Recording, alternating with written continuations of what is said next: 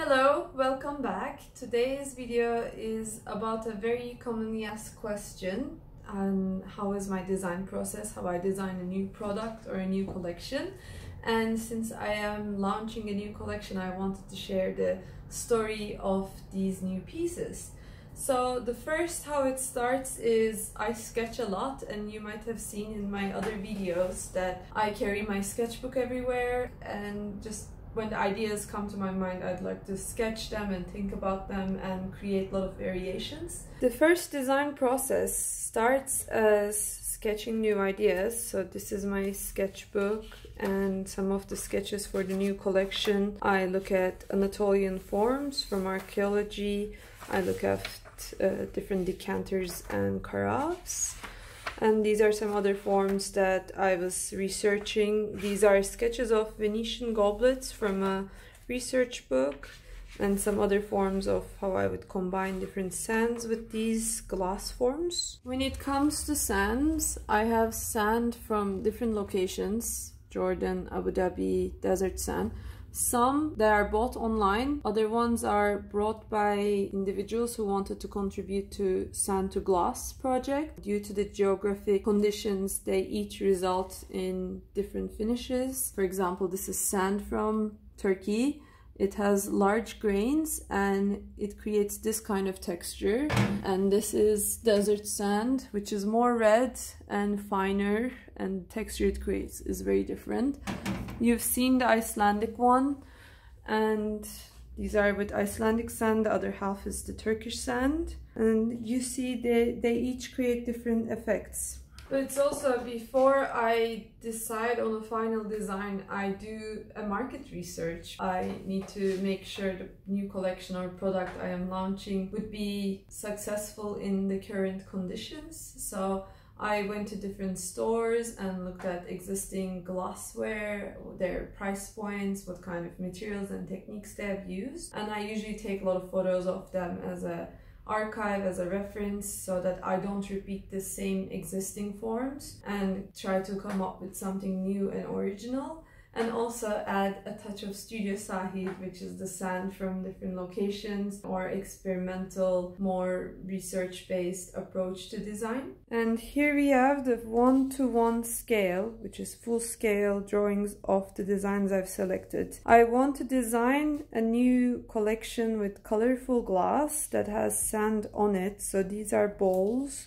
And as you can see, they're 10 centimeters diameter and 9 centimeters in height. This is a signature piece. So at Studio Sahil, we have some product pieces and more as a sculptural signature pieces. So this is a bigger and technically more complex design. I also always write the name and date and label them so I know which product was designed when. A new decanter for whiskey. So this is the front view and that will be the side view. We wanted piece to be squished when it's made with hot blown glass. So these are first initial concepts, and I have a lot of samples of which sand creates which result. So this is with Icelandic sand from Reynisfjara, and when you overlay with another glass, so this is sand is in between two layers, it kind of creates this pattern naturally, and we didn't do anything else. So this is how it forms.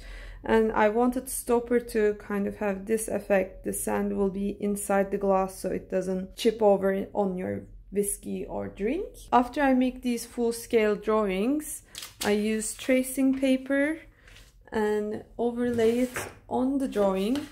It is very low tech. I put it over my drawing and cut it out.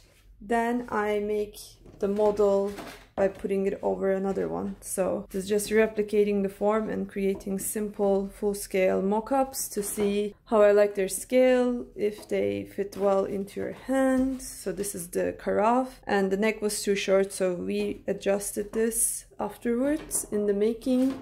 And also the stopper is here. So it will be like this. If you want, you can put the stopper in.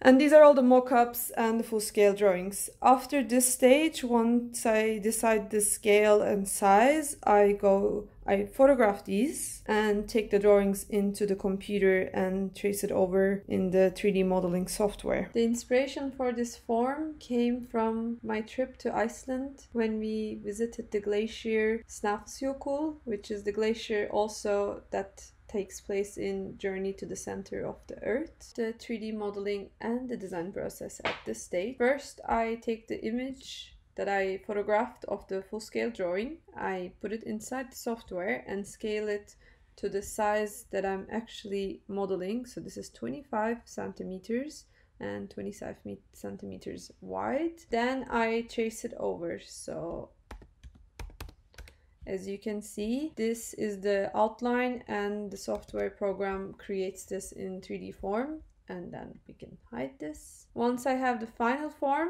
I put this in a 3D rendering software. For those who don't know what rendering is, it is a way of creating photorealistic images with a software by using materials and lighting setup in the program. I decide what kind of finish I want, what kind of color I want, and then this leads to another step of designing. First, I create a PDF for myself, but also for the Glass Studio that informs all the colors we're going to use with their color code and the sands that we're going to infuse glass with. And this is the decanter, so the stopper, as I mentioned before, would have the sand inside so it doesn't fall on the liquid, and the rest of the sand would be on the outside for the main body. And this is another alternative, and this is the other big piece inspired from Snæfellsnes. And I also create images of color references, anything that I would need in the Glass Studio, and technical drawings, of course. The final step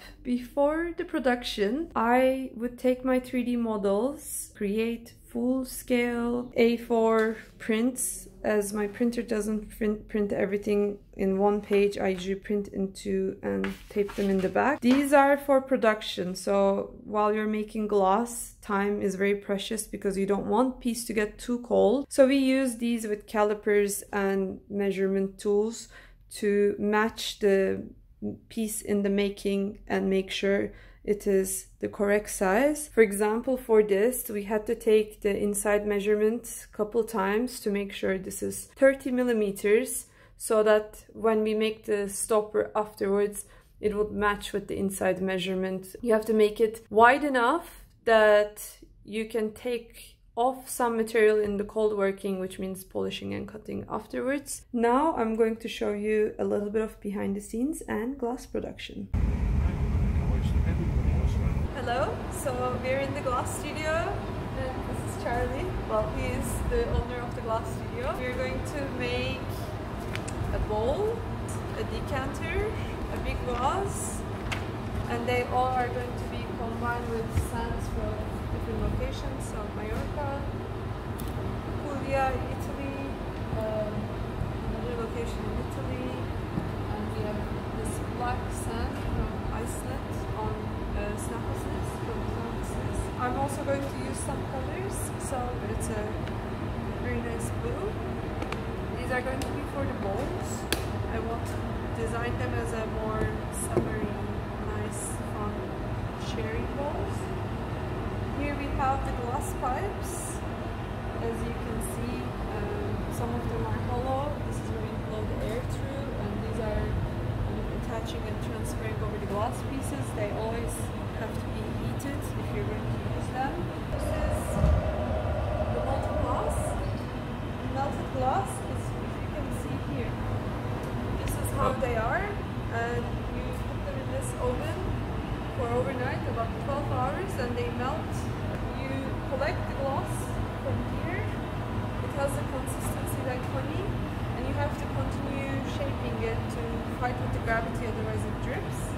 And this is it's called glory hole, but it's to make glass to keep it warm and keeping reshaping it. And this is called marber. That's where you roll the shape if you want to cool it down or form it into a cone, form it into a more round shape.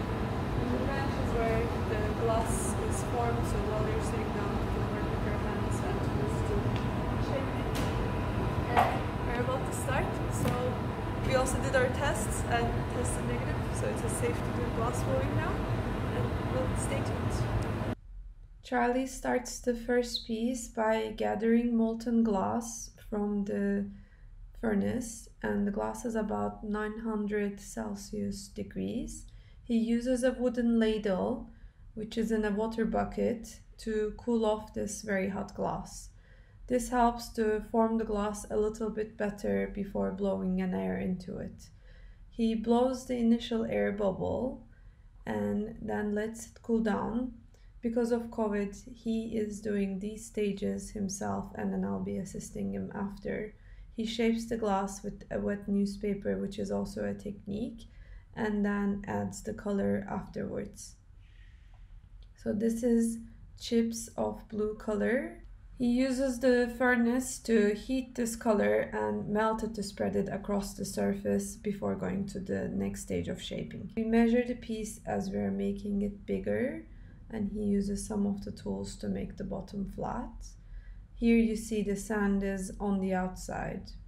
Then I prepare the punty, which helps to transfer the glass piece from one pipe to another. You have to attach it correctly, otherwise the piece will fall off. And we make sure it attaches and it's concentric.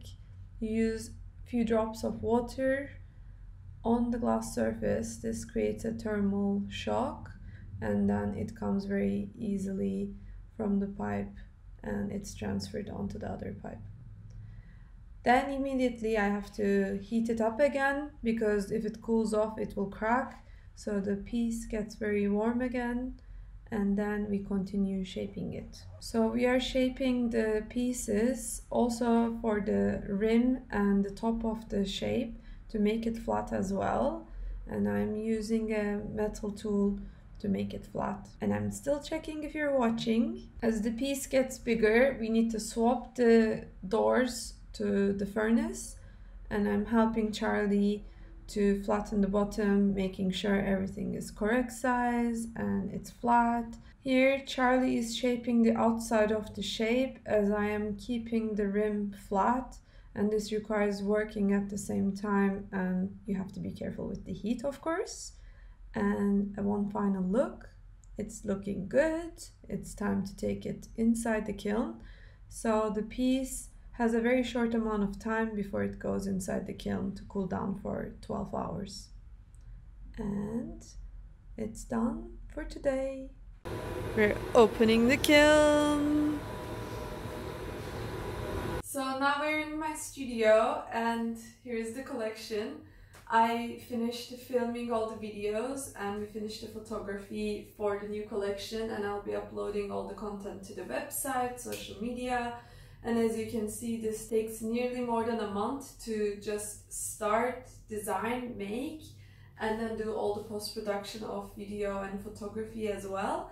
I hope you found this video helpful for your design process, and if you enjoyed it, please stay tuned for the upcoming videos. Thank you.